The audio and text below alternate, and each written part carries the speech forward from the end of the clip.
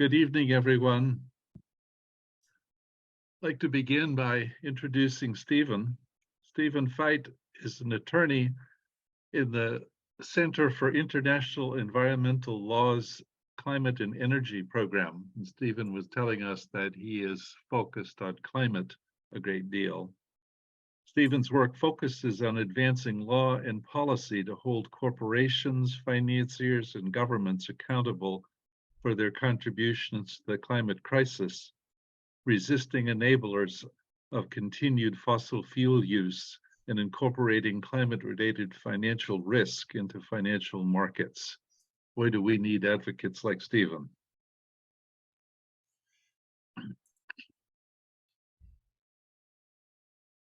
He frequently advocates before international groups, technical experts, decision makers addressing fossil fuels, petrochemicals, and carbon capture and storage. He's also authored or contributed to several major reports, we're going to hear about one of those tonight, on a wide array of topics, including the risks of geoengineering, the nexus between plastic and climate change, another key topic, the fiduciary and financial risks of climate change to pension fund fiduciaries, and the early history of the oil industry's knowledge of climate change, among others. Sounds like Pete. Steven, you've got your finger on some really important topics. So Meryl, would you like to begin with the quick video before, and immediately following the video, it's about 2 minutes, Steven will jump in. Okie dokie. Give me one moment here. This is a video about tonight's topic from one of Steven's co-authors.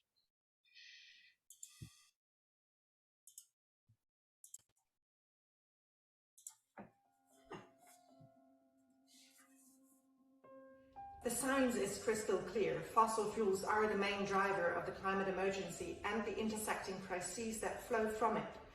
Coal, oil and gas are not only heating the planet, but they're also threatening ecosystems, poisoning our water, air and soils and our bodies. Fossil fuels and all the byproducts derived from them are harming health and human rights at every phase of their life cycle. Governments and institutions are slowly but surely beginning to address fossil fuels head on, but they still fail to look at the larger picture. The fossil fuel industry sees that its days are numbered as the world's main source of energy. For years, the industry has been looking for escape hatches to prolong its business model and maintain its profit through other non-energy uses of their products. That escape hatch is currently petrochemicals, chemicals derived from the production of fossil fuels. This is why the industry has been betting on plastics for many years now.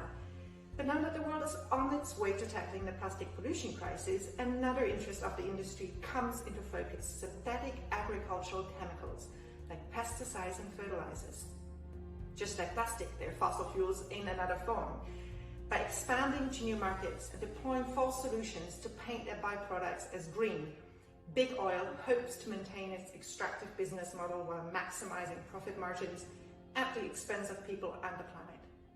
Our report focuses on fossil fertilizers and false solutions and calls on governments to urgently reconsider the entire emissions-intensive, input-reliant industrial food system and rapidly transition to resilient and regenerative models that enhance food sovereignty and protect human rights. We hope you will join us in establishing agrochemicals as a new frontier in the fight against the fossil economy.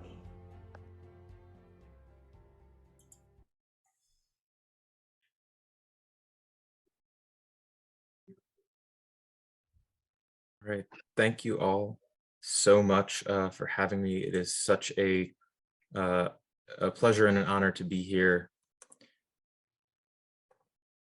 So my screen should be shared, and I'm going to more or less repeat what Lily just said, but in a bit of a longer form over the next several minutes.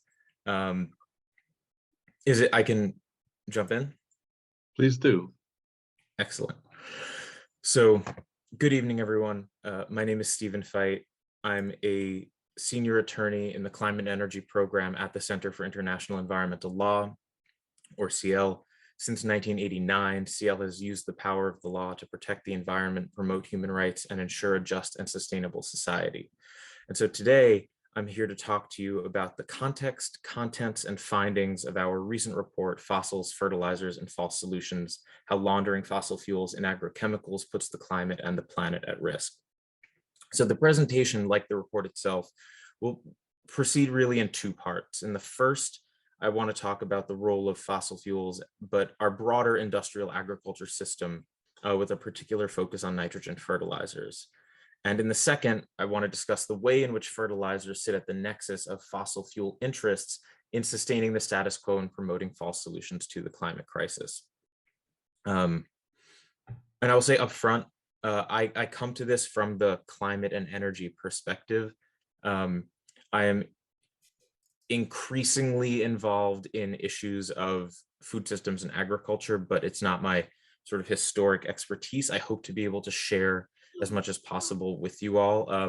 But in terms of my depth and perspective, just so everyone knows, I really am coming to this from the climate and energy side. So part one, establishing agrochemicals as a new front in the fight against the fossil economy. To start, I want to take a step back and talk about what the industrial agriculture system is. The definition we use in our report is a large-scale, intensive method of food production dominated by large corporations that is geared towards high yields and involves the use of chemical fertilizers and pesticides. And I want to draw out a couple of the elements of this definition, notably the relationship between, quote, high yields, pesticides, and fertilizers. So industrial agriculture, really requires this idea of monocultures and monocropping, where a single plant is grown in the fashion of a commodity again and again and again. This form of production, which lends itself to industrialization and mechanization, is also more vulnerable and less resilient to various forms of pests, necessitating the profligate use of pesticides.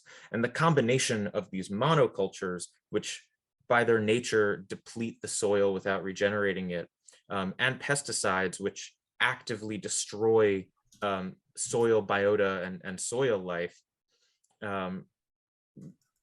fundamentally require synthetic fertilizers as a third input to replenish the soil as it's continuously depleted. So this whole operation creates an input-dependent system where pesticides and fertilizers, collectively, agrochemicals, are intertwined and interdependent to sustain this kind of commodity crop production. And this is the system that causes so much devastation, from its direct impacts on workers and local environments to the global climate and the biosphere. And before we move on, this is not the whole story of industrial agriculture. There's issues of corporate power, control over seeds and farm equipment and data, and industrial scale livestock production. It is a really sprawling issue, but the piece of it and the core part I want to focus on is the way in which agrochemicals enable this kind of agricultural production.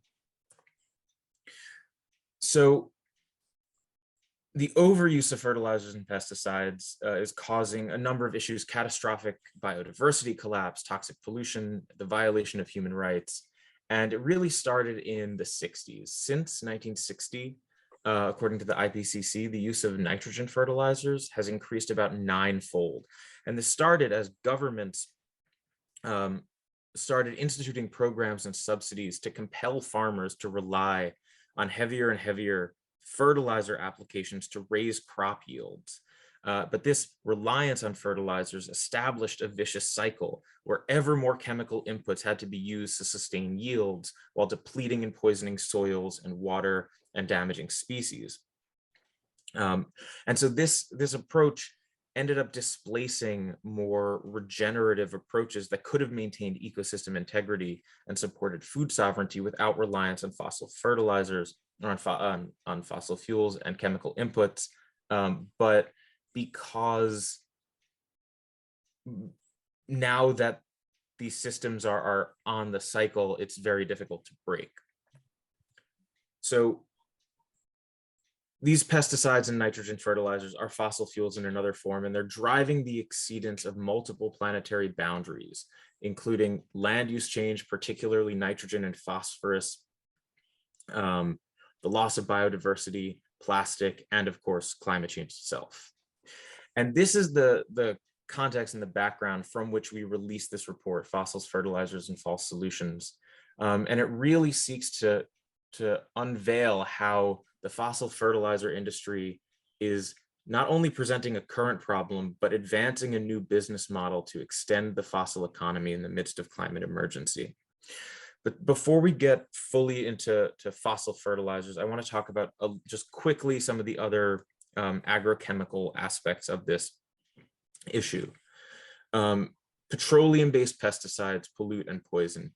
So pesticides include things like herbicides, insecticides, and fungicides. They're among the most toxic substances on the planet, and they inflict widespread damage to ecosystems and human health. They also present a direct and an indirect climate impact.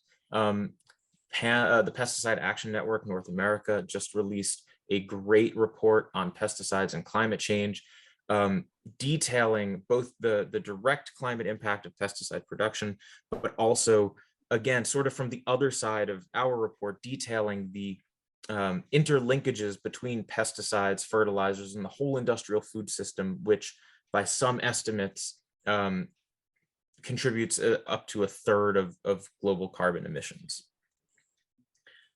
And like other synthetic chemicals, pesticides are also fossil fuel based. Relatedly, we also just released an analysis about how countries, particularly in Europe, party to the Basel Convention, are exporting pesticides that are banned in home countries, particularly to Africa and Central America, potentially in violation of the Basel Convention, customary international law, and human rights law. So that's just a real quick on pesticides. I'm not going to talk about pesticides as much in this report because in this presentation, because our report really focused on fertilizers and the role that they play and the nexus between fertilizers, fossil fuels, and false solutions. So what are synthetic fertilizers? There's really 3 kinds of synthetic fertilizers: nitrogen, potassium, and phosphorus. Sometimes potassium is called potash and phosphorus maybe called phosphate. Potassium and phosphorus fertilizers come from mined minerals. They're not directly fossil fuel input, and they account for a little less than half, I think like 44% of global fertilizer use. The majority of fertilizer is nitrogen fertilizer, and that is produced almost exclusively from fossil fuels. And so here, for the rest of this presentation, when I'm talking about fossil fertilizers, I'm talking about these synthetic nitrogen fertilizers that are derived from fossil fuels, particularly from fossil gas. So fossil fertilizers have dire impacts aside from climate. They poison waterways and create algal blooms. They degrade and pollute soil, increasing salinity and acidification. They produce air pollution via ammonia volatilization, and they're leading to the increasing use of microplastics in agriculture. We released another report recently called Sowing a Plastic Planet about how fertilizer producers are increasingly wrapping fertilizers in these little microplastic coatings as an attempt for a controlled release system. But what that's leading to is the widespread distribution of these microplastics into agricultural soils. So tying together the issues of overuse of agrochemicals with the threat of microplastics. But beyond these impacts, there's another often overlooked dimension of the threat posed by agricultural chemicals, and that is their fossil fuel origins. And they are an under-recognized but significant driver of the climate crisis. And so I'm going to break down this graphic on the left in a bit, but it's worth noting approximately 3 to 5% of the world's fossil gas production is used to make ammonia, and that is primarily used for fertilizer. So that is the scale of of production and impact that we're talking about.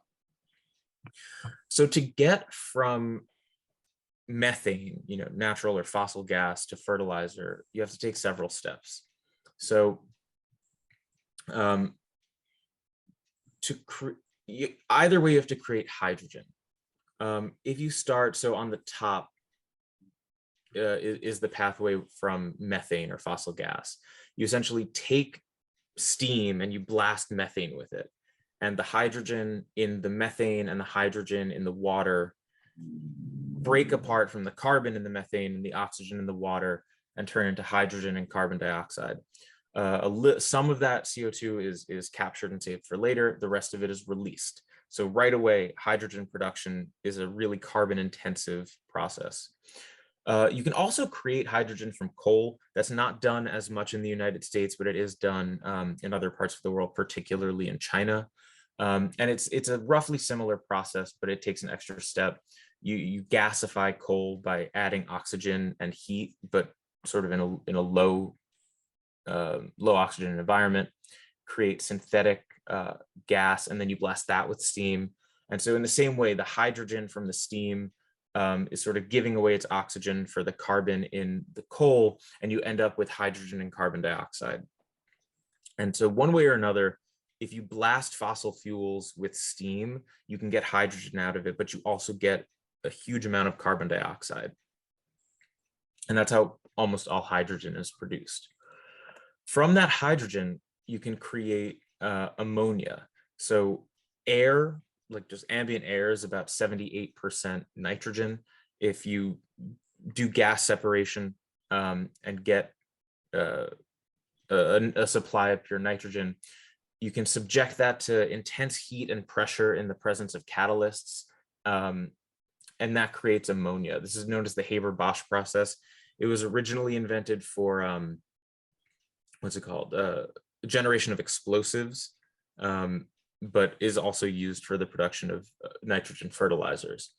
Once you have ammonia, which is nitrogen and hydrogen put together, you can take some of that carbon dioxide from step one and you combine ammonia with CO2 and you get urea. So ammonia by itself is really caustic, really toxic, and it's unstable. Urea is stable at sort of room temperature. It's a solid, and urea is what is most nitrogen fertilizer. When you hear about nitrogen fertilizers, you're usually hearing about urea. You could be hearing about ammonium nitrate, which is also explosive, but urea is about 80% of it.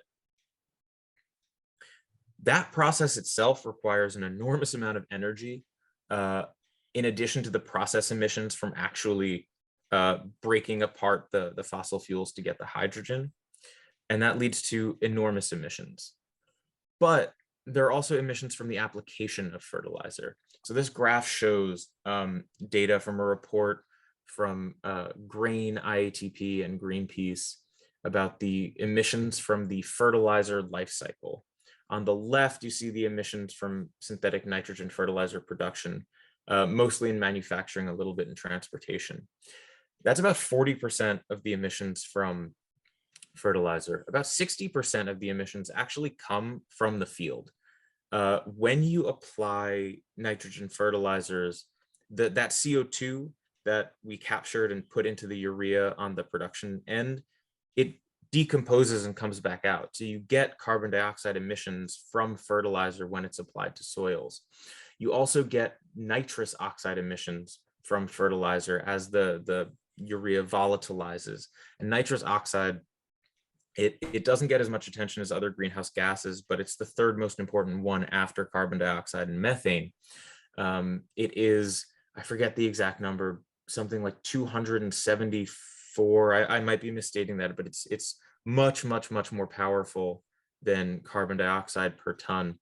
In addition to the direct emissions from volatilization, you get indirect nitrous oxide emissions as the nitrogen in the fertilizer is lost into the atmosphere and into waterways, and then volatilizes later.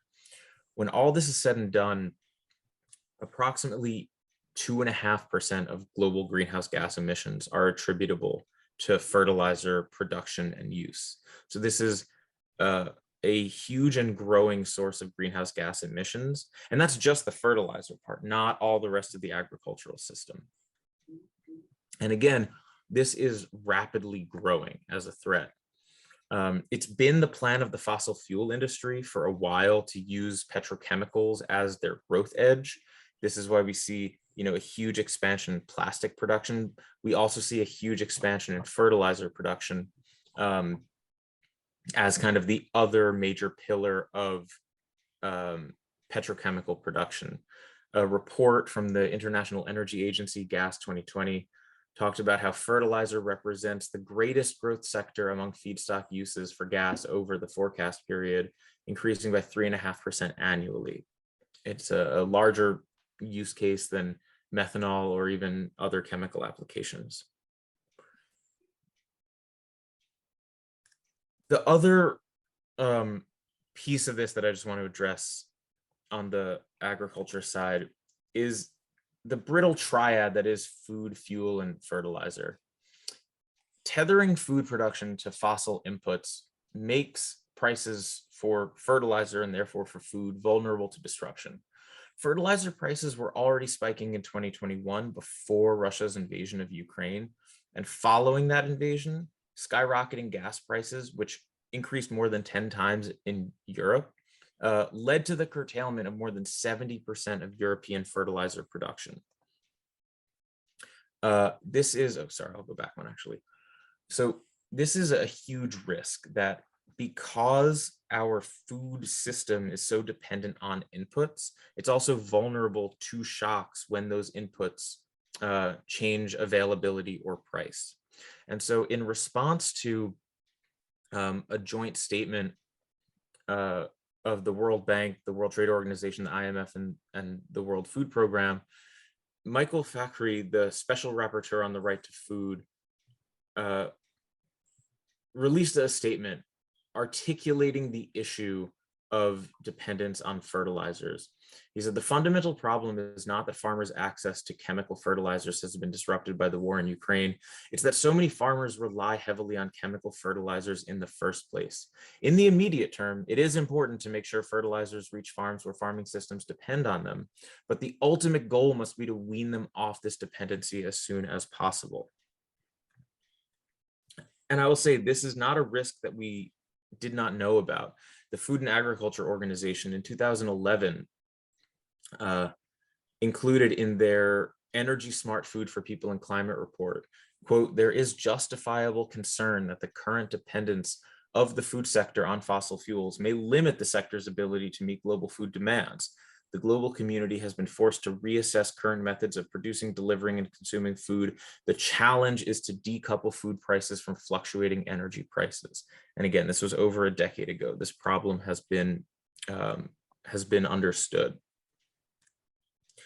So just to sum up from this first part of the presentation, I think there's 4 key takeaways. First is that the global industrial food system is pushing the exceedance of several planetary boundaries, and this cannot continue. Fossil fuels are a critical input to the fertilizers and pesticides that sustain and drive and ultimately enable this system at its core. In addition to threatening health and ecosystems and biodiversity, fossil fertilizers are also an under-recognized threat to the climate. And the role of fossil inputs into this system makes food systems vulnerable to price shocks and disruptions. So that's a sort of quick stock taking of the current industrial agriculture system and the role of fossil inputs into it. Now I want to talk about the second part, how fertilizer companies are pushing blue hydrogen and blue ammonia as false climate solutions to launder emissions. And so we have to take a bit of a detour to talk about carbon capture and hydrogen before we come back. So carbon capture and storage and hydrogen are really the prime enablers of fossil fuels in the 21st century. They are premised on this idea that the energy from fossil fuels can be packaged without the carbon dioxide emissions from fossil fuel combustion. This is the way fossil fuel companies are selling the status quo, saying that, oh, you don't need to get rid of fossil fuels. You can just either use them and pull some of the CO2 away, or you can, take the hydrogen off them and use that. And critically, these techniques, like we saw before, the production of hydrogen, the production of ammonia, and carbon capture, are the techniques that are already fundamental to fertilizer production. So what actually is carbon capture? This is a great definition from the Global CCS Institute. It's where from point sources, carbon dioxide is captured before it reaches the atmosphere. And critically, it's described as the purification of CO2 so that it can be economically stored. The idea here is that carbon dioxide that exists in waste streams is to some extent stripped out and purified and condensed so that it can be pulled off and moved somewhere else. I will note that this is not a new idea. Carbon capture has a really long history. On the left, you can see a patent from the Standard Oil Company from 1954 for the production of pure carbon dioxide. This technology was around. It precedes this patent, but so it's been around for quite a while. It's been in use for a really long time. On the right is a document from Imperial Oil Company, which is a Canadian subsidiary of Exxon. This particular document got a lot of attention for the first sentence that isn't highlighted, which talks about how they knew that climate change was an issue. There's no doubt that increases in fossil fuel usage and decreases in forest cover are aggravating the potential problem of increased CO2 in the atmosphere. I note, though, the next sentence where they talk about how technology exists to remove CO2 from stack gases, but removal of only half would double the cost of power generation.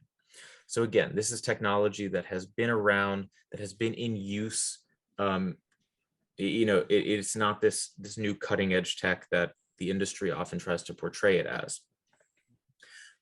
But to that end, it really is a technology in service of fossil fuels. This is a graphic from a recent report from the Institute for Energy Economics and Financial Analysis, or IEFA, that of all the carbon dioxide that's actually captured, the lion's share of it is captured from processing natural gas. That, when you drill for gas, in addition to the methane and the other hydrocarbons that come out, you also get a decent amount of carbon dioxide sometimes. And that has to be stripped out, removed, in order to actually sell and market the gas. And so most of the carbon capture that's happening is happening just to process gas. There is some for industrial applications and a single example of power generation. And in terms of what it's used for, the overwhelming use case for carbon dioxide is the production of more oil and gas. So again, this technology, which is quite old, was not originally used as a pollution abatement or climate technology.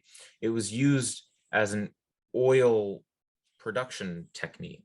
Essentially, if you take carbon dioxide and inject it into depleted oil wells, there's still a bunch of oil down there, and the CO2, think about like in like fizzy water or something, it'll bubble some of that oil forward, and so it can increase the lifetime and the production of spent oil wells. This is called EOR, or enhanced oil recovery, and it remains one of the driving forces behind the current push for carbon capture.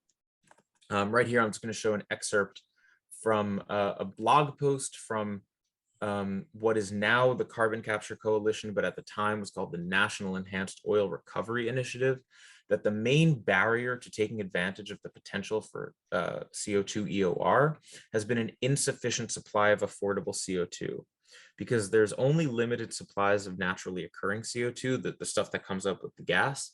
And so one of the growth edges for the oil industry that it is actively pursuing is enhanced oil recovery, which is enabled by these streams of carbon dioxide, which are sourced from carbon capture facilities.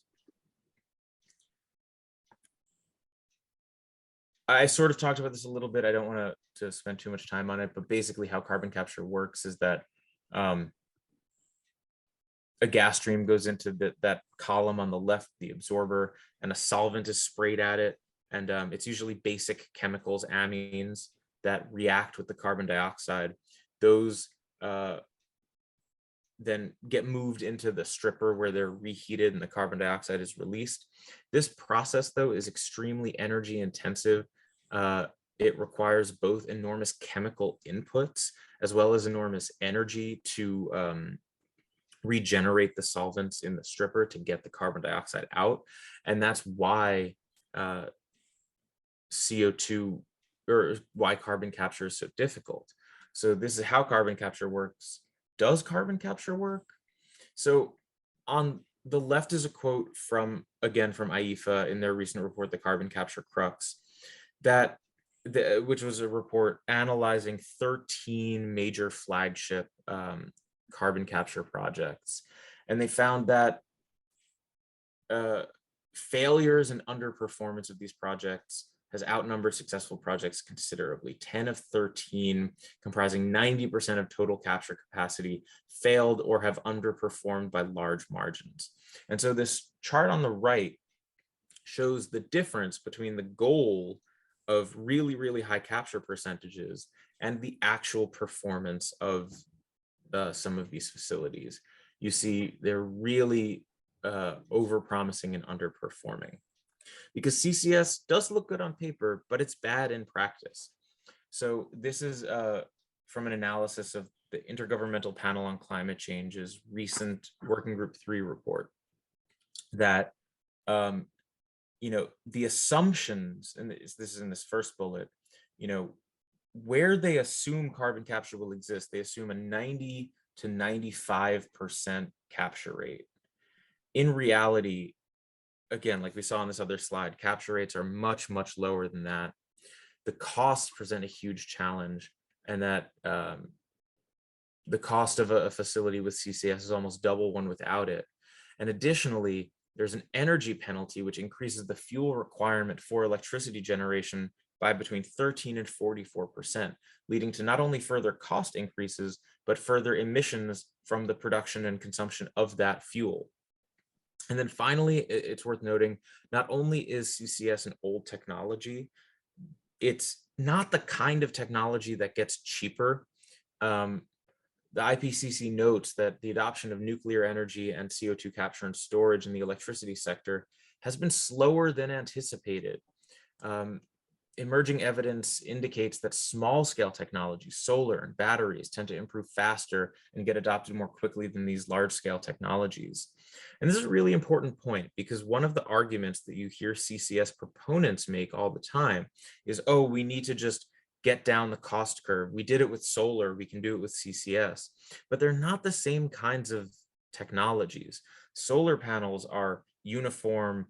You make, hundreds, thousands, tens of thousands of them at a factory, and they're modular, and you learn each time you make one.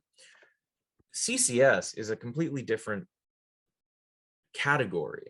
This is, what's it called? A picture of the Petronova coal plant in Texas, where you can see a whole duct, a carbon capture facility, a cooling tower, and a whole new gas-fired power plant had to be built on site next to a coal power plant to install carbon capture, right? It's not just like a thing that you latch onto the end of a pipe, but it's a whole industrial enterprise, basically a chemicals facility and a power plant that you have to attach to and build bespoke to whatever kind of facility you're trying to attach it to capture that carbon.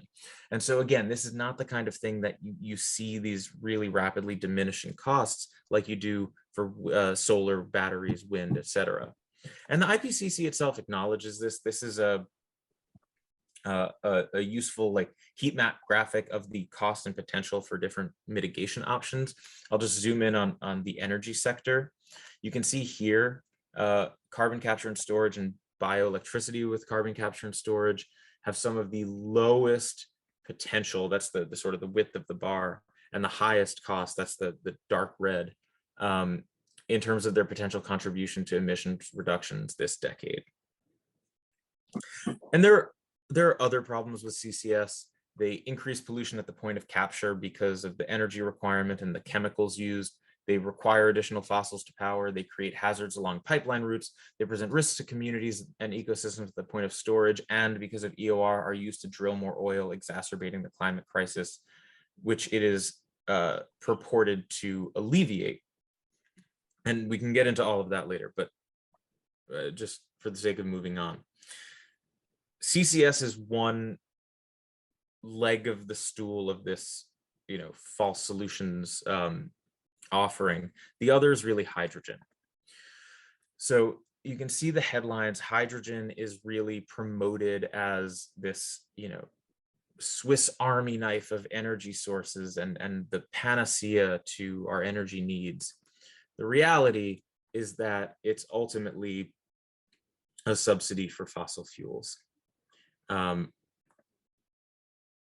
bulk of hydrogen demand in the United States today is for, or almost all hydrogen is produced from fossil fuels, and it's almost all used for fossil applications. If you look at this chart, you can see almost all hydrogen is used for refining. So basically, when you refine oil, depending on the particular chemistry and how much sulfur is in it, you have to add hydrogen to either split apart some of that sulfur or split apart some of those longer molecules and add some hydrogen to them. So hydrogen is used in oil refining, and it's used, as we talked about, in ammonia production. There's other uses, but as you can see, they're slim, and there's no real large hydrogen economy outside of those two primary uses. And there's a bunch of different kinds of hydrogen, and folks will use that to confuse the issue. Yeah, the top two, brown or black hydrogen made from coal and gray hydrogen made from natural gas, that is almost all of the hydrogen that's produced today. 99.8% of hydrogen is made from fossil fuels. This whole middle category, you don't need to try to memorize them. They're not produced at any scale, but there's blue hydrogen, this idea of using carbon capture and storage with hydrogen production to make what the industry calls clean hydrogen. There's also these other ideas, none of which exist outside of a lab, of using pyrolysis or nuclear energy or plastic waste or grid energy to make hydrogen. And all of these get lumped into this idea of clean hydrogen to try to greenwash the idea of using hydrogen. And then there's green hydrogen, the idea of using water electrolysis and renewable energy to make hydrogen, which again is less than 0.1% of global hydrogen production, but it's what's being used to sell the hydrogen economy as a climate solution. To the point, and it won't be surprising to see who is part of the quote unquote clean hydrogen future coalition. You see some names you might recognize there. Yeah, BP, Chevron, Southern Company, a bunch of others. And this greenwashing is so severe that even proponents of green hydrogen acknowledge how it's being exploited by the fossil fuel industry. The CEO of a green hydrogen organization resigned because blue hydrogen was being used to greenwash, and the claims about bridge fuels that we've heard before were being used to talk about green hydrogen. And the problem with blue hydrogen is that it's in many ways worse than the gas or the coal that it's trying to replace. So the reason hydrogen is only used for ammonia production and refining is because it doesn't make sense to use it for energy. Hydrogen itself is not a source of energy. It's a way to store and convert energy. And you actually have enormous energy losses when you turn either water or fossil fuels into hydrogen. You lose at least 30% of the energy, and then you lose even more when you convert it back. And so because of that, if you want to use hydrogen for energy, you're going to need an enormous amount of energy inputs, and that's going to lead to enormous emissions, not just of carbon dioxide, but also of methane upstream, because it means more fracking to get the gas to make the hydrogen. And so this study, How Green is Blue Hydrogen, from some names you'll be familiar with, Robert Howarth and Mark Jacobson, investigated this question of the emissions from blue hydrogen. And you can see, when you take into account the upstream emissions from methane, that using hydrogen of any, blue or gray ends up being worse than just burning gas or oil or coal to begin with. And hydrogen, beyond that, has significant limitations. It's difficult to transport. It can make It can make pipelines really brittle. It's a really small molecule, so it's difficult to actually contain. It's explosive even when mixing with ambient air. It produces 6 times the nitrous oxides of burning methane. So this is important. It's true that when you burn hydrogen itself, it doesn't come with any other pollutants in it, but because you're burning it in air, it combines with the nitrogen that's naturally in air at that high heat and produces nitrous oxides. And because it burns so hot and so intensely, it presents 6 times the threat of just burning regular methane. And given all of the all the recent news and everything about the health impacts of methane in homes, that should give us some serious pause. And then finally, again, because it's such a small molecule, it's prone to leaking, which is not only a combustion risk, but actually a climate risk, because hydrogen, while itself is not a greenhouse gas, it is an indirect greenhouse gas. Essentially, it itself does not trap heat in the atmosphere, but it interferes with the processes that get other greenhouse gases out of the atmosphere, and so it makes them more long-lived. And research is continuing to show the severity of that impact.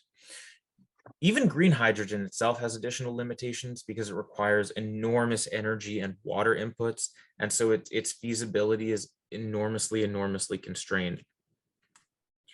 But for these reasons, proponents also suggest using ammonia, as what they call a hydrogen carrier. And ammonia is no panacea. It's extremely toxic. It's promptly lethal if one is exposed in high doses. It's highly corrosive, limiting its use as a fuel. And it also releases large amounts of nitrous oxides when combusted. So let's bring this back to fertilizer companies, because where do they come in? As we talked about earlier, the fertilizer industry, which already produces hydrogen and ammonia as its core products, is expanding rapidly. And it's using the subsidies for carbon capture and for hydrogen, and the narrative weight behind the push for these technologies as the cover to do it, and to claim that they are part of the climate solution. You can see at least 19 projects in the US, expansion projects for ammonia and urea, or for blue ammonia or blue hydrogen, in a number of states. You can see the industry is actively exploring dozens of newer expanded facilities in at least 9 countries, and including at least 8 US states that are already home to significant industrial pollution. And again, this is not just limited to the United States. There are a number of projects proposed in Europe, as well as Asia Pacific and the Middle East, North Africa.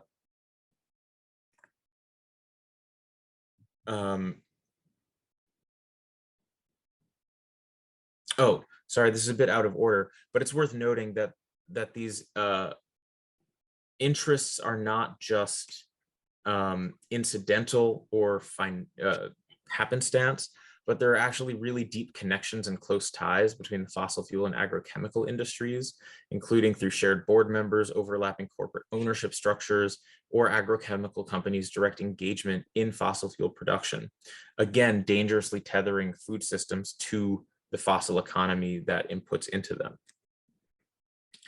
So what are the solutions here? I mean, the linear input reliant model of industrial agriculture is in need of a profound transformation to resilient regenerative models that enhance food sovereignty while sustaining and restoring ecosystems in the communities that depend on them. What this means is that we need to reduce our reliance on fossil fertilizers and the pesticides and plastics with which they're increasingly coupled. So for governments and other institutions, you know, we need to urgently reconsider the current industrial food production system, rapidly transition to resilient and regenerative models, stop the fertilizer industry's attempt to launder its emissions through these escape hatches like CCS, blue hydrogen, and blue ammonia that look like climate action, but actually frustrate and impede it. And the civil society movements with roots in climate and food sovereignty, plastics, and toxics have to jointly confront this common threat from fossil fuels, fossil fertilizers, and pesticides, and understand agrochemicals as a new frontier in the fight against the fossil economy. With that, thank you. Wow. Thank you, Stephen. That was a lot to absorb and very impressive, to be sure.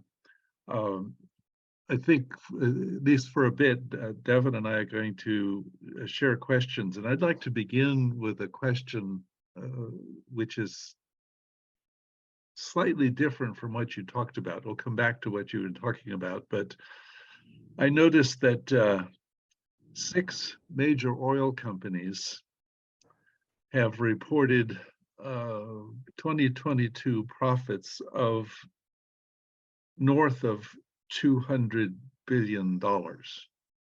Mm-hmm. Exxon, 55.7 billion, setting a company record and earning only $6.3 million an hour. Only. And Chevron, 36 billion, Shell, 51 billion. BP, yesterday, 2 days ago, made an astonishing statement. They announced that because they earned $28 billion last year, which was a huge record for them, that they would slow down their climate change projects. I mean, even the ones you're talking about, because they want to devote more time and money to earning profits from oil and the stuff, you know, that they've generated last year. Some author wrote an article, said, you know, we're making lots of money, so screw the climate, is sort of BP's attitude. Marathon, $14.5 billion, surged 331%. Valero, 866% higher than the previous year. Phillips, 46% growth since the previous year. This is the source of money pushing behind the agrochemicals and all the things that you've been talking about tonight so far. What can we do about, you know, this massive amount of money they're earning now, and you know, their intent to deploy it in part to continue to grow their income with plastics and agrochemicals and so forth? That's a great question. I want to take it in a few parts. The first is to just acknowledge it, right? That the industry was able to achieve an enormous windfall as the result of, pretty directly as the result of Russia's invasion of Ukraine and the subsequent disruption in global energy markets that created. I think it shouldn't be lost on us that part of the reason they were able to do this is because of the industry contraction that happened, not just over COVID, but leading up to it, right? That if you go back to, let's say, 2008 and the beginning of the fracking boom, what we see is enormous, just hundreds of billions of dollars of capital pouring into the upstream oil and gas production industry in the United States. And we saw losses upon losses, bankruptcies upon bankruptcies, as oil production expanded, but profitability wasn't to be found, at least in the upstream segment. And right around 2018-19, you start to see investors demanding capital discipline and saying, okay, you kept saying, you know, we'll see the money, we'll see the money. Well, where's the money? And we saw a contraction and a focus on returning money to shareholders and investors and creditors. And then we saw COVID hit and oil prices go negative briefly for the first time in history, and the additional contraction that led to. And so when we got a supply shock in 2022, that was in the context of lower production and refining output and throughput, which created the kind of price spike and profiteering that we saw.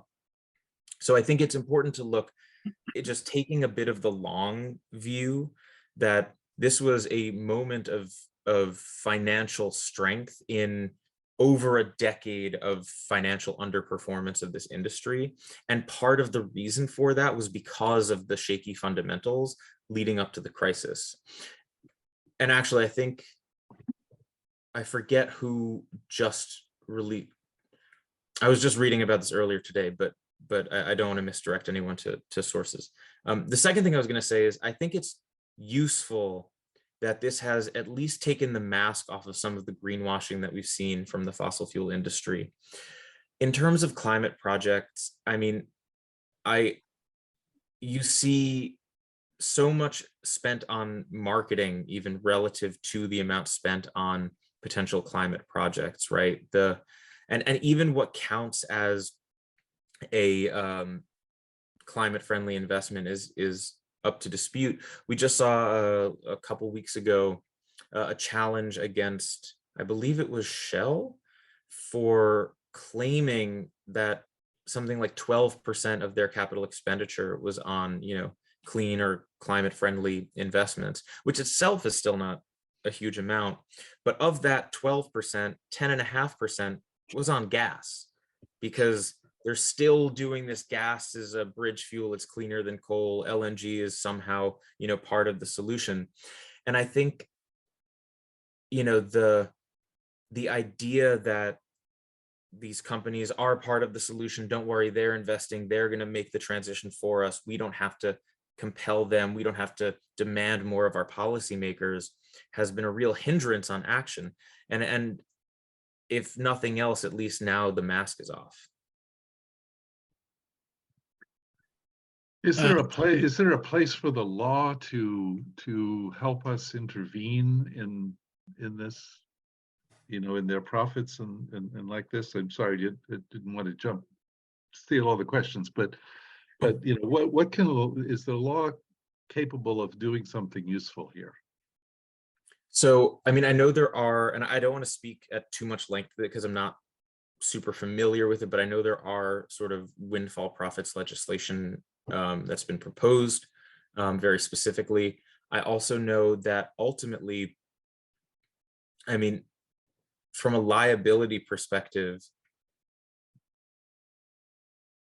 this might not exactly be getting at your question, but in terms of what the industry should be paying for, I mean, we see lawsuits continue to mount demanding some kind of accountability for, you know, what the industry knew, when it knew it, and what it did with that information, which, you know, it doesn't necessarily make headlines because lawsuits take a really long time. And often the updates are wonky and technical and procedural, but cases continue to accumulate and are seeing increasing success. Thank you. Devin? Yes, this question comes from Niels Lund, and I apologize if I'm getting the name wrong. Is CIEL connected to, working with, or supporting the Earth Justice Organization? The short answer is yes, we know Earth Justice and work with them. And actually, I believe one of the reports on hydrogen that I featured was from Earth Justice. But there's no like we're not formally affiliated with them in any way. Okay, thanks. As I imagine you know, ALEC writes model laws for the right wing. And at propitious moments, sometimes they jump in with, here's the law, and a week later we have this new enormous multi-hundreds of page law to cope with. Does CIEL write model laws to protect us from the fossil-based agrochemicals and plastics? Do you have model laws that we could bring to our states and communities to provide some protection? So I love this question. And I will say this is something we're already seeing. I don't know, because I think there's other organizations that have also picked up on the game. So I don't want to suggest that it's ALEC if it's not actually them, but it's, the same model of these model laws proliferating. We're seeing this really on the leading edge of all of these false solutions in terms of chemical recycling and plastic waste, in terms of carbon dioxide storage and shifting liability from the companies that do the injection to the state after a really short amount of time. We're seeing a lot of these bills roll out across the country. And so I think, yeah, that state legislatures and even local jurisdictions are going to be a key place to push back against some of this stuff. In terms of what CIEL does specifically, we don't have those kinds of model laws. We tend to operate at the various domestic, national, or international levels. That's not to say that we never get involved in state level action. And I actually have spent a decent amount of time working in California and at Sacramento, but as a kind of competency, we don't have that kind of library of positive state bills. But I know that there are folks working on it. I don't know that there's a single place I can point you to, but if anyone's interested, and I don't think I left my well, I'll share my email, but so please get in touch if folks are interested. But on particular issues, I think there are folks who might be thinking along those lines. We'd love to know about that if you could share that. Whoever's working on these model laws. Yeah. And so this comes from Robin Streichler, and again, I apologize if I'm getting the name wrong. What is the most effective action we can take to change this, aside from financial support to organizations? And follow up, are you connected with Kiss the Ground? So Kiss the Ground sounds familiar. I'm not intimately connected, but they do sound familiar. In terms of what folks can do, I mean, I think I'm cribbing from, maybe it's Bill McKibben, but the best thing you can do as an individual is stop being an individual. Get together with whatever group you can, whether it's your HOA, a school, or employer, or NCCCA. Or NCCCA, exactly. We're in one right now, and try to think about working collectively. I mean, on a substantive level, and again, this is where, so on a substantive level, on the energy side, I mean, just getting the public money out of fossil fuels and agrochemicals. There's such a huge amount of money flowing to support these industries, which, as Joe, as you talked about earlier, just turned enormous profits. Just released that information. On the agriculture side, I mean, and I talked about a transition. There does need to be support for farmers to transition from the kind of industrial model that we have to a regenerative one. You can't do it overnight, and that is really one of the obstacles, that there are plenty of folks who are really eager to do this kind of to make this kind of change, but don't have the financial support. And that can take multiple forms in terms of government policies, sorts of risk pooling or even guaranteed procurement on the demand side. I'm now starting to step a little bit out of my depth, but there are tons of these kinds of solutions, and they'll probably be different for different contexts, because, and I think, and I'll stop here, but I think this is one of the challenges too. This is true in terms of agriculture. It's true in terms of zero waste communities and eliminating single-use plastics, that there isn't a single answer. The answer is actually whatever works in your context, in your community. And that means that I can't just, copy paste things that have happened elsewhere. Having said that, there are some clear models and some folks that are working on some national and state level policy on these issues. I'd like to ask a question following up on my model laws that might be a challenge. And if it's, just we'll take whatever you can offer. If we had model laws about agrochemicals, fertilizers, insecticides, pesticides, and so forth, and plastics, what would be some of the provisions? What are some of the things that we should be thinking about in trying to get our various jurisdictions to pass laws to protect the planet, to protect our planetary boundaries, as you put it? Yeah, so on the agricultural side, this is a bit out of my depth in terms of what's on the top of my head. I know there are recommendations about putting sort of limitations on there's sort of low-hanging fruit first step stuff about putting limitations on use and ensuring worker safety, ensuring that fertilizer isn't just wantonly dispersed. That won't solve the problem, but it will, prevent it from getting worse and at least put a cap on it. And then the policies to actually transition, I would need to go back and look at some other organizations. On the plastic side, I mean, there are a bunch of model laws. Again, the kind of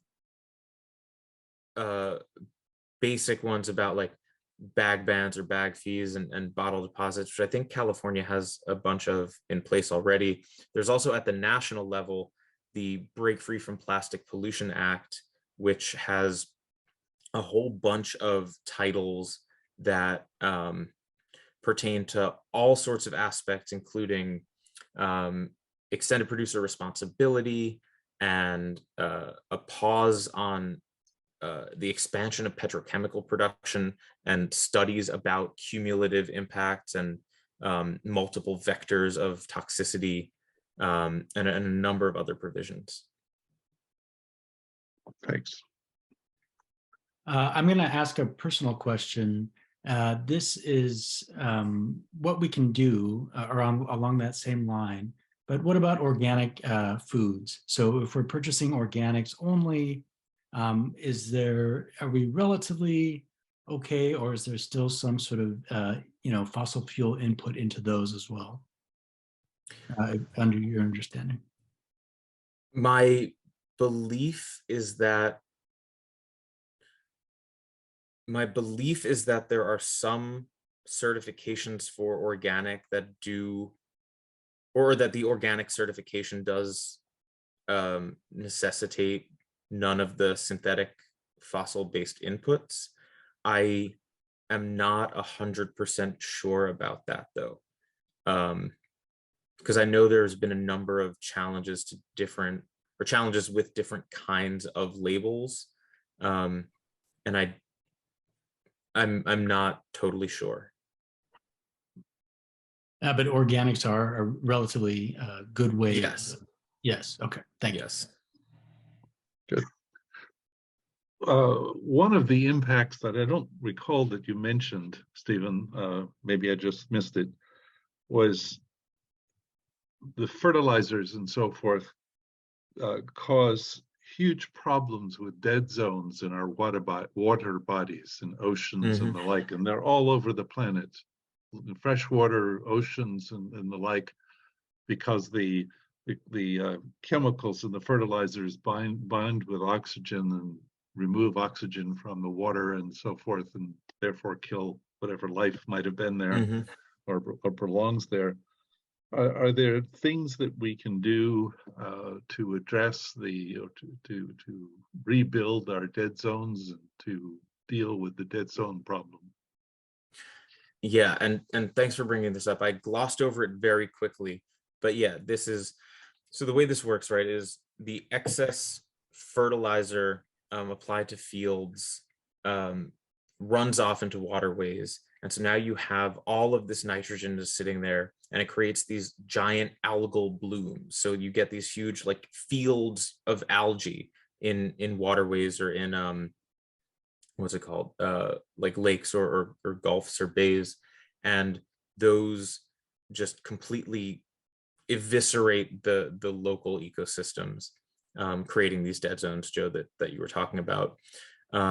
In terms of remediation, I believe there are ways to remediate that have to do with, you know, marine biology. I don't know how to do it without solving the upstream problem, right? I think that's sort of like, you know, scooping water out of a bathtub with a teaspoon while the faucet's still on. That as we have all of this nitrogen running off into these waterways, you know, the fundamental problem is going to remain the same. No matter, you know, and yes, there are important things like, you know, mangrove protection and certain kinds of ecosystem restoration, but it's also worth pointing out that, and I mean, I do this too, where we talk about sort of one causal impact, but nitrogen fertilizers are not a, you know, monocausal reason for why marine ecosystems are suffering. There's also the infiltration of microplastics, and depending on which marine ecosystems, macroplastics. There's the increased acidity and increased heat, as well as other kinds of toxic runoff. And you layer on top of that things like overfishing or other forms of poor marine ecosystem maintenance, and you get a really terrible combination of stressors. Not to mention, now we're also looking at potential opening up, particularly in the Gulf of Mexico, but not exclusively, of carbon dioxide storage offshore, where they're looking to do injection wells into the outer continental shelf and into underground, under the seabed saline aquifers. Just to add briefly to what you were saying there, Stephen, there's an organization that's part of the UN called the Seabed Mining Authority. And they are responsible for protecting the ocean in the, you know, outside of the national boundaries and the like. And they looks like going to approve mining of the chemicals, nodules that contain lithium and the other chemicals that are needed for electric batteries, and another huge threat to the ocean floor right in front of us. It'd be great if we had a law that stopped them from doing that. It would be something international, because it's outside of national boundaries. It's in international waters, so it's terribly dangerous. Right, absolutely. Sorry, Devin. This question comes from Jerry Polnick. I believe I have that right. And this is in relation to green hydrogen.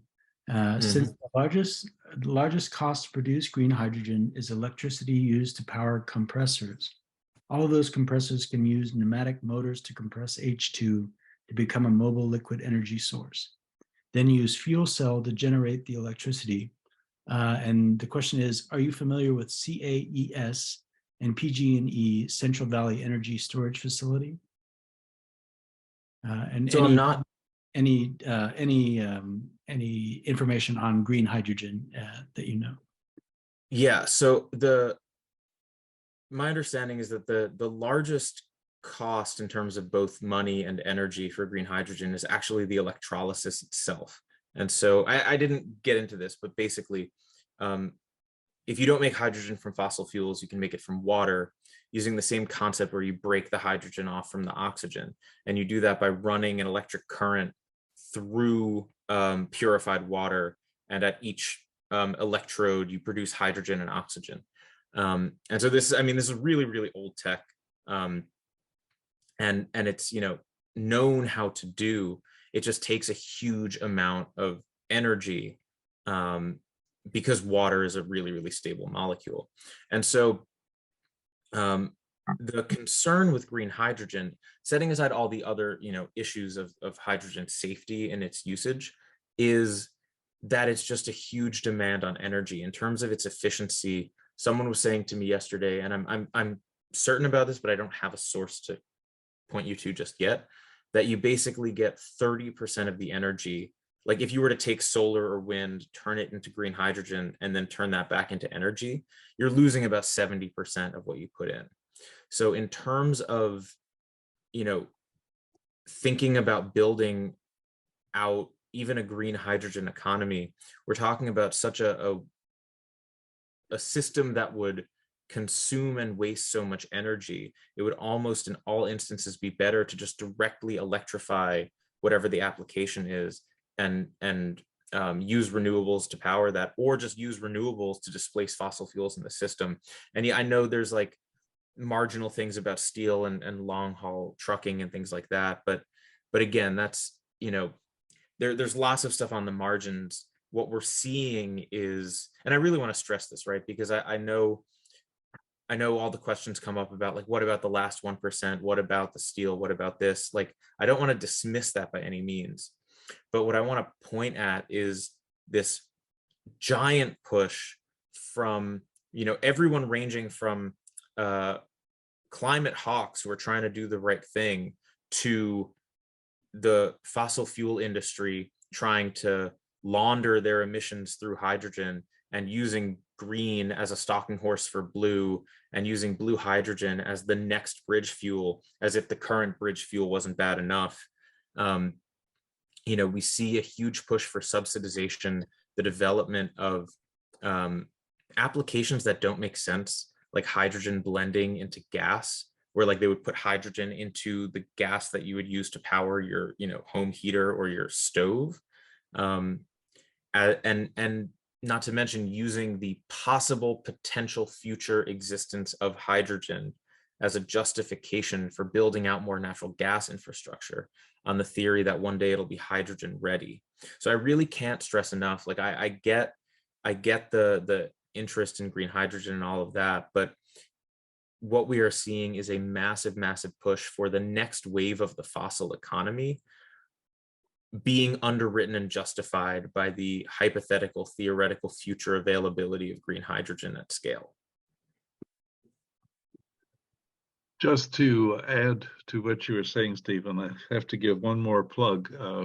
There's a Mark Z. Jacobson just released a book about 2 weeks ago titled "No Miracles Needed," in which he talks about the value of wind, water, and solar. But there's about an 80-page chapter in the book about false solutions, what doesn't work and what we don't need.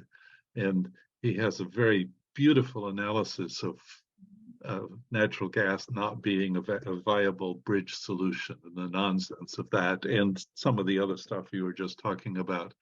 Can't recommend Mark's book highly enough in context of this conversation, and also in the context of what solutions really do work. I've run out of questions for the moment. Darren, do you have more? Yeah, there are a few more. So Robin Rivet is a member, and she's a horticulturist, and she's aware of the issues, and she's a little worried.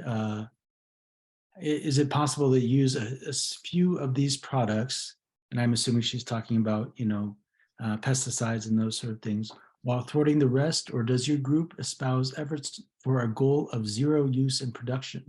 Yeah, so what is the hope of the group or your group? I see. I think that's a really good question. I think there are some similarities to the fossil fuel context where, you know, I wouldn't consider myself an expert enough on agricultural systems to declare to know what the world will look like with zero synthetic fertilizers and zero pesticides. But I think we can get close enough to that. And we know that we can get close enough to that, that I'm not worried about whatever the last 5 or 2 or 1 or 0.5% is. I mean, we know that overuse of fertilizer and pesticides is itself a huge source of impact and damage, and that we can already use an enormous amount less to get the yields we want without changing the system. And then we know that we can produce an enormous amount of food by transitioning the system, and we know that we can eliminate all sorts of forms of waste in the system, between food waste, the fact that 40% of US corn is grown to produce ethanol, and the fact that a huge amount of global food supply is grown for animal feed. The ability to move to a regenerative system, I think, has been well demonstrated. I hope that doesn't sound like an evasive answer to the question, because I know in all of these cases, this question of like the last 1/10 of 1% can hang people up, and I don't have the capacity to answer it completely, but we can get really, really, really, really darn close. That was a great answer. No, that was good. This is another question from Andrew Karam. Active Kinetic 1 is a new renewable energy technology on capping kinetic energy. Is replacing fossil fuels a faster solution to reduce carbon? Capping kinetic energy? Sorry, could you repeat the question? Sure. It might not actually fit into this discussion, but Active Kinetic 1 is a new renewable energy. Have you ever heard of anything like that? Technology on capping kinetic energy. And then the follow-up is replacing fossil fuels a faster solution to reduce carbon. So I think the sort of purpose is alternatives to fossil fuels and getting that out of the atmosphere. Is that faster solution to reduce carbon? So I think I'm going to see if I understand the question, because one might be about is this about kinetics in terms of storage? Because I know there's a lot of interest in using things like pressurized air, or even just like lifting rocks or pumped hydro, which has a lot of problems, and other forms of just like storing energy as potential energy to then use as energy storage. And I'm not familiar with any particular application very well, but I know that I know that there are people thinking really hard about that. In terms of harvesting kinetic energy, in terms of I guess that's what we do with wind. I know there's always been interest in tidal energy. I think the problem with tidal is just when you crunch the math on how much tidal area you need and how much energy you can get from each amount of tide, it just doesn't, it's never going to be at the level of wind or solar, which are abundant and all over the place, even in places that don't seem very windy or very sunny. I think, is that getting at the question? Yeah, I think that's perfectly. Yeah. Okay. Joe, do you have anything, or should I keep going? No, keep going. Okay, so this is from Carrie Radloff. Do you think the multiple carbon dioxide pipelines proposed for the Midwest, 3 to 4 in Iowa, will ultimately be built, or is the fight against them looking like it might be successful? Oh, well, I hope they are. I mean, I'm I don't have any inside information or in the prediction business, but I mean, these are pipelines all running through kind of the upper Midwest, proposed pipelines that would run through the upper Midwest and would try to connect to a bunch of ethanol and fertilizer refineries and facilities. The idea here would be to take advantage of the 45Q tax credit, which I can't believe I didn't mention until now. The main financial driver for this is federal subsidy. Sort of as we talked about, like carbon capture is really expensive, and other than EOR, there's no market for it. You don't, like, no one's going to pay you to store it underground unless someone pays you to store it underground, which is what the federal government has decided to do. And so there have been 3 iterations of it in the recent Inflation Reduction Act. Amongst all the credits for renewable energy and transportation and storage and things like that, were also huge increases in the subsidies for carbon capture and hydrogen production, including blue hydrogen production. So because the cost of carbon capture is inversely proportional to the concentration of CO2, meaning the more pure and concentrated of a CO2 stream you have, the less costly it is to do carbon capture.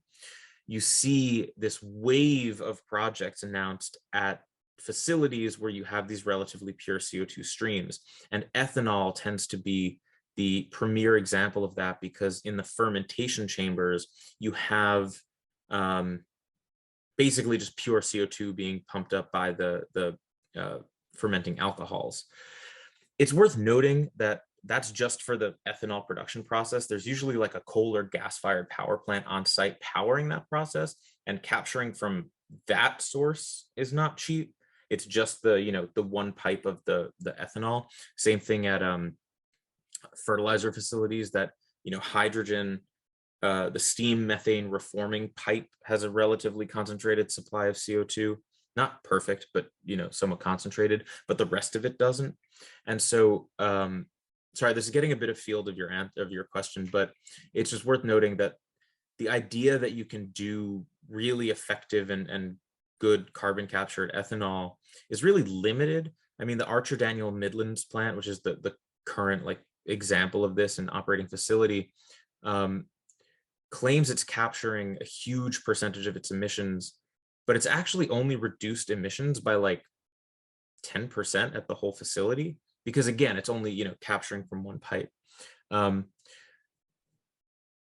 of that speaks to whether these projects will be stopped. I will say but the relevance of this answer is that this whole pipeline build out is premised on the availability of public subsidies, the availability of credits for the low carbon fuel standard in California, and the existence of all these ethanol refineries. And so regulators or investors or other stakeholders might get wary that one of those components may not exist indefinitely, because there are folks that are pushing on all sides. But it's going to take a lot to stop those pipelines. And this question actually connects pretty well to that. So Allison Inglis asks, financial planners tend to buy into the fossil fuel companies' greenwashing. What are powerful places to direct their attention, meaning the financial planners, and to convince them to redirect investment away from fossil fuels, apart from your report? So I think that actually there's 2 answers. One is about actually getting folks to grapple with the reality of the climate crisis and what it means, right? The idea that the global community agreed to phase out one of the foundational inputs to the economy as it currently exists and to replace it with something different is just unprecedented.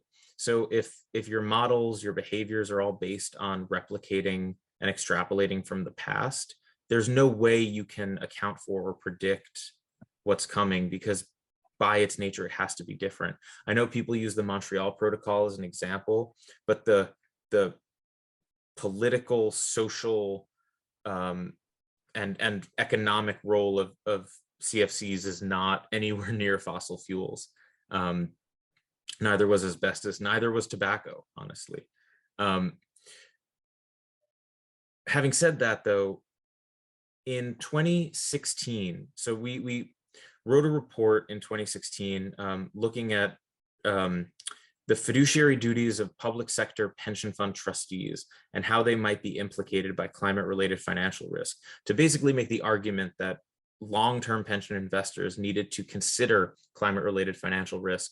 And we did a lot of work around this. And at the time in 2016, it was an uphill fight to convince folks that they could do anything other than invest in fossil fuels. Now we've won that fight. It is the wave of divestment announcements is, we're over, last time I checked, it was some incredible number of trillions. I've actually lost count. And in terms of financial analyses, we see not just, folks like me, but BlackRock and Makeda and other, financial institutions talking about how divesting from fossil fuels and avoiding fossil fuels, at worst, it's neutral, and at best, you see an improvement in your returns.